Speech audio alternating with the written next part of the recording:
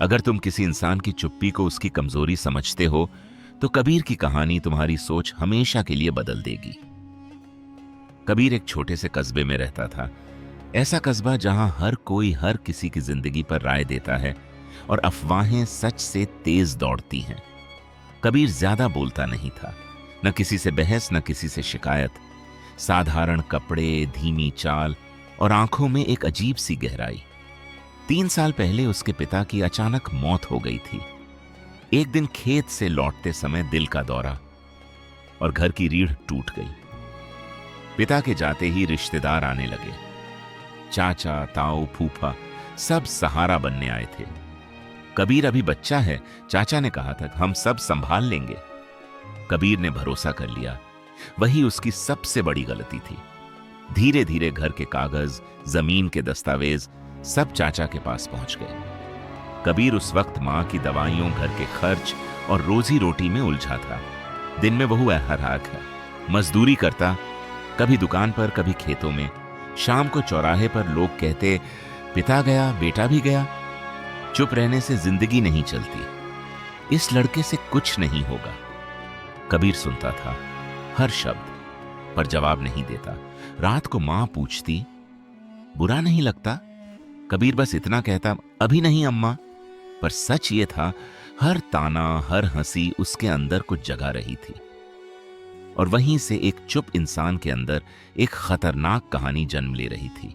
एक दिन अचानक कबीर को पंचायत बुलाया गया। उसे समझ नहीं आया उसका पंचायत से क्या काम। पंचायत घर में एक लंबी मेज थी। एक तरफ चाचा और ताऊ बैठे थे, दूसरी तरफ 2 अनजान आदमी। टेबल पर कागजों का ढेर था।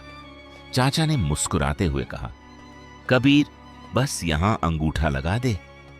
कबीर ने कागज उठाया। जैसे जैसे वो पढ़ता गया उसका गला सूखता चला गया।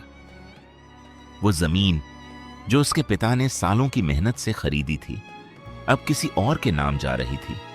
कमरे में सन्नाटा था। सबकी नजर कबीर पर थी। उन्हें यकीन था ये लड़का मना नहीं करेगा। और फिर कबीर ने अंगूठा लगा दिया। कमरे में हंसी गूंज उठी। देखा, नाकाम आदमी।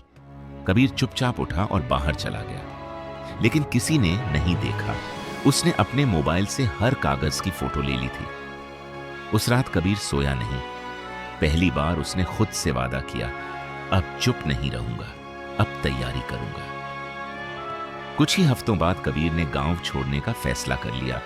लोगों ने कहा, भाग गया, डर गया। कबीर ने किसी को जवाब नहीं दिया। वो मां को लेकर शहर चला गया। शहर ने उसका स्वागत बिल्कुल भी आसान नहीं किया। दिन में एक होटल में बर्तन धोना, रात में किताबें खोलना, कानून की किताबें। हर धारा, हर लाइन उसे उसके साथ हुए धोखे की याद दिलाती। 4 साल तक उसने एक भी दिन आराम नहीं किया। मां का इलाज भी चलता रहा और कबीर खुद को तैयार करता रहा। वो जानता था एक दिन वो वापस लौटेगा और उस दिन सब कुछ बदल जाएगा। 4 साल बाद कस्बे की वही सड़क, वही धूल, वही चौराहा। लेकिन इस बार लौटने वाला इंसान वही कबीर नहीं था जिसे लोग कभी नाकाम कहकर हंसते थे। बस स्टैंड पर उतरते ही कबीर ने गहरी सांस ली। हवा वही थी पर एहसास अलग। उसके हाथ में एक पुराना बैग था जिसमें कपड़ों से ज्यादा फाइलें और कागज भरे थे। और उसकी आंखों में डर नहीं, साफ इरादा था। कबीर सीधा अपने पुराने घर पहुंचा। घर अब भी खड़ा था पर जैसे किसी और में का लग रहा हो। दरवाजा खोलते ही मां की आंखें भर आईं। आ गया बेटा, आवाज कांप रही थी। कबीर ने बस इतना कहा, हाँ अम्मा, अब सब ठीक होगा। मां को नहीं पता था कि ठीक का मतलब कबीर के लिए क्या था। गांव की फुसफुसाहट जैसे ही खबर फैली कि कबीर लौट आया है, पूरा कस्बा हिल गया। चाय की दुकानों पर बातें शुरू हो गईं। अरे वही कबीर जो 4 साल पहले भाग गया था, अब क्यों आया है? कुछ लोग हंसे, फिर से मजदूरी करेगा। कुछ चुप हो गए क्योंकि उन्हें कबीर की आंखों में कुछ अजीब सा दिखा। वो नजरें अब झुकी हुई नहीं थीं। रिश्तेदारों की बेचैनी शाम होते होते ये खबर चाचा तक भी पहुंच गई। कबीर वापस आ गया है, किसी ने कहा। चाचा का हाथ चाय के कप पर रुक गया। वापस? उसने खुद से दोहराया। 4 साल से वो निश्चिंत था। कागज उसके पास थे, जमीन उसके नाम थी, फिर डर क्यों लग रहा था? उसी रात चाचा ने अलमारी खोली, वही फाइलें, वही कागज, पर उसे याद आया। उस दिन कबीर का चेहरा बहुत शांत था, बहुत ज्यादा शांत। कबीर का पहला कदम अगले दिन कबीर सीधे वकील के ऑफिस पहुंचा। वकील ने फाइल पलटी, कागज देखे और कुछ देर चुप रहा। यह केस आसान नहीं है, वकील ने कहा। कबीर ने शांति से जवाब दिया, मुझे आसान नहीं चाहिए, मुझे सच चाहिए। उसने मोबाइल निकाला। 4 साल पुराने फोटो, अंगूठे के निशान, गवाहों के नाम। वकील ने पहली बार कबीर को ध्यान से देखा। तुम चुप बहुत रहे हो, वकील बोला। कबीर हल्का सा मुस्कुराया। अब बोलने की बारी है। तूफान से पहले की शांति रात को कबीर छत पर खड़ा था। नीचे वही कस्बा सो रहा था जो कभी उसे नाकाम कहता था। मां ने पूछा, सब ठीक तो है? कबीर ने कहा, अम्मा, अगर सच के लिए लड़ना पड़े तो डरना नहीं चाहिए। मां ने उसके सिर पर हाथ रखा। उसी पल कबीर ने फैसला कर चाय बनाई लिया। अब एक भी कदम पीछे नहीं। अगली सुबह कचहरी की तरफ एक लिफाफा रवाना हुआ। लिफाफे पर लिखा था लीगल नोटिस, और जैसे ही वो नोटिस रास्ते में था, कबीर ने खुद से कहा, अब खेल शुरू होगा और इस बार मैं चुप नहीं रहूंगा। सुबह के ठीक 9 बजे थे जब चाचा के घर के बाहर डाकिये की साइकिल रुकी। वो दिन बाकी दिनों जैसा ही लग रहा था। चाचा आंगन में बैठकर चाय पी रहे थे। चेहरे पर वही पुरानी सख्ती, वही आत्मविश्वास। डाकिये ने आवाज दी, रजिस्टर्ड चिट्ठी है। चाचा ने बिना देखे हाथ बढ़ा दिया। लिफाफा मोटा था, सरकारी मुहर लगी थी। जैसे ही चाचा ने लिफाफा खोला, उसका रंग उड़ गया। ऊपर मोटे अक्षरों में लिखा था लीगल नोटिस, कोर्ट मैटर। उसके हाथ कांपने लगे। चाय का कप जमीन पर गिर गया। घर के अंदर से ताऊ और चाची भागते हुए आए। क्या हुआ? किसकी चिट्ठी है? चाचा कुछ बोल नहीं पाया, बस नोटिस उनकी तरफ बढ़ा दिया। घर में मचा भूचाल नोटिस पढ़ते ही पूरे घर में सन्नाटा छा गया। धोखाधड़ी, जाली दस्तखत, जमीन हड़पने का आरोप और नीचे लिखा नाम कबीर। ये कैसे? चाची की आवाज कांप रही थी। ताऊ ने गुस्से में कहा, वो लड़का तो भाग गया था। चाचा की आंखों में पहली बार डर था। उसे याद आया 4 साल पहले का वो दिन, कबीर का शांत चेहरा और वो चुप्पी। क्या उसी दिन कुछ गलत हो गया था? सच सामने आने लगा। चाचा ने तुरंत अलमारी खोली, फाइलें बाहर निकाली, कागज उलटे पलटे। सब वही थे, पर अब कागजों का वजन भारी लग रहा था। वकील के पास चलना पड़ेगा, ताऊ ने कहा। उसी शाम सब शहर के बड़े वकील के ऑफिस पहुंचे। वकील ने नोटिस पढ़ा, फिर चाचा की तरफ देखा। यह केस हल्का नहीं है, वकील बोला। पर हमने कुछ गलत नहीं किया, चाचा चिल्लाया। वकील ने शांति से कहा, कागज कुछ और कह रहे हैं। डर का फैलना गांव है में खबर आग की तरह फैल गई। चाय की दुकान पर लोग फुसफुसाने लगे, सुना है कबीर ने केस कर दिया, वही चुप लड़का। कभी जो नाम मजाक बनता था, अब वही नाम डर पैदा कर रहा था। चाचा को पहली बार महसूस हुआ, कबीर सिर्फ लौटा नहीं है, वो बदला लेने आया है। कबीर की तैयारी उधर, कबीर शांत बैठा था। वकील के ऑफिस में वो हर सवाल का सीधा जवाब दे रहा था। गवाह तैयार हैं, सबूत पूरे हैं, टाइमलाइन साफ है। वकील ने कहा, तुम बहुत सोच समझ कर आए हो। कबीर ने हल्की आवाज में कहा, मैं 4 साल सिर्फ सोचता रहा हूं। पहला दबाव शाम होते होते चाचा का फोन बजा। दूसरी तरफ किसी रिश्तेदार की आवाज थी, कबीर से बात कर लो, मामला बैठकर सुलझा लो। चाचा ने फोन काट दिया, पर दिल के अंदर एक डर बैठ चुका था। रात को कबीर ने घर की लाइट बंद की। मां सो चुकी थी। वो खिड़की से बाहर देख रहा था और बुदबुदाया, अब वो डर महसूस कर मनाए रहे हैं जो मैंने सालों तक किया। अगली तारीख तय हो चुकी थी। कोर्ट रूम में पहली भिड़ंत आने वाली थी। अगली सुबह कबीर अपने वकील के साथ कोर्ट रूम में पहुंचा। सड़कों पर लोग फुसफुसा रहे थे, देखो वही चुप लड़का जो 4 साल पहले भाग गया था अब सामने है। कबीर का चेहरा शांत था। कभी कभी उसकी आंखों में सालों की मेहनत और खामोशी की गहराई दिखती थी। पहली भिड़ंत चाचा और ताऊ को कोर्ट में खड़ा किया गया। उनकी मुस्कान अब गायब थी। जो लोग कभी उसे छोटा समझते थे अब उन्हें एहसास हो गया, कबीर केवल चुप नहीं था, वह तैयार था। यह लड़का झूठ बोल रहा है, चाचा ने चिल्लाया। हमने उसका कुछ भी हक नहीं छीना। जज ने शांत स्वर में कहा, सबूत पेश करें। चाचा की आंखों में डर बढ़ गया। कागजों को पकड़ते समय उसके हाथ कांप रहे थे। सबूतों की ताकत। कबीर ने फाइल खोली। 4 साल की मेहनत सभी पन्नों में थी।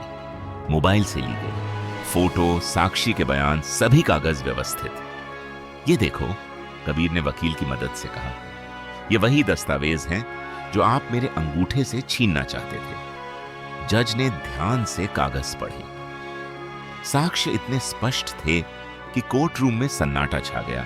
रिश्तेदारों का डर, चाचा, ताऊ और चाची, सबकी सांसें अटक गई थीं। ये कैसे? चाची की आवाज कांप रही थी। 4 साल चुप रहने वाला लड़का इतना तैयार कैसे हो गया? कबीर ने शांत स्वर में कहा, मैं चुप था, कमजोर नहीं, बस इंतजार कर रहा था। कोर्टरूम में हर शब्द जैसे तीर की तरह लग रहा था। सच्चाई सामने आती है। वकील ने सभी दस्तावेज पेश किए। जज ने सभी साक्ष्य जांचे। रिश्तेदारों के झूठ सामने आ गए। जज ने कहा, सबूत साफ हैं, केस कबीर के पक्ष में जाता है। चाचा का चेहरा उतर चुका था। सभी रिश्तेदारों की आंखों में डर और शर्म थी। जो लोग कभी उसे छोटा समझते थे अब वही डर के मारे हिल रहे थे। कबीर की बात। कबीर खड़ा हुआ, सभी की तरफ देखा और बोला, मैं चुप था, पर यह चुप्पी डर की नहीं थी, यह तैयारी की थी। आपने जो किया अब उसका परिणाम आप देख रहे हैं। उसकी आवाज में ठंडक थी, लेकिन हर शब्द जज तक और सभी को हिला गया। पहला तूफान गुजर गया। कोर्ट रूम से बाहर आते हुए कबीर की मां ने कहा, बेटा तुम जीत गए। कबीर ने हल्की मुस्कान दी। अभी शुरुआत है अम्मा, सबसे बड़ा सबक अभी सामने आने वाला है। लोग बाहर खड़े थे और फुसफुसा रहे थे, वो चुप लड़का खतरनाक निकला। कबीर ने अगले कदम की योजना बनाई थी। कोर्ट के फैसले के बाद भी रिश्तेदारों को एहसास नहीं था कि असली खेल अभी बाकी था। वह खड़ा हुआ कोर्ट हॉल से बाहर निकलते हुए और धीरे से बोला, अब असली चुप्पी दिखाने का समय है जो सबको डराएगी। कोर्ट रूम की सुबह कबीर और उसके वकील पहुंचे। पूरा कस्बा जान चुका था, वही चुप लड़का जो 4 साल अक्की पहले भाग गया था अब वापसी कर चुका है। चाचा, ताऊ और चाची पहले से ही डर में थे। उनकी आंखों में गुस्सा, चिंता और शर्म सभी थे। कबीर का चेहरा शांत था, लेकिन हर कदम इतना वजनदार था कि कोर्टरूम की फर्श कांपती लग रही थी। आखिरी टकराव। जज ने कहा, आज हम इस मामले का फैसला सुनाएंगे। साक्ष्य पहले ही पेश किए जा चुके हैं। क्या पक्ष विपक्ष कुछ कहना चाहता है? चाचा ने अपना मुंह खोला। जज साहब, हम निर्दोष हैं, यह लड़का झूठ बोल रहा है। कबीर खड़ा हुआ, सभी की तरफ देखा और बोला, मैं चुप था, कमजोर नहीं। मैंने इंतजार किया ताकि सच की ताकत सबके सामने आए। वकील ने फाइल खोली। सभी कागज, फोटो और गवाह एक एक करके पेश किए गए। कोर्ट रूम में सन्नाटा छा गया।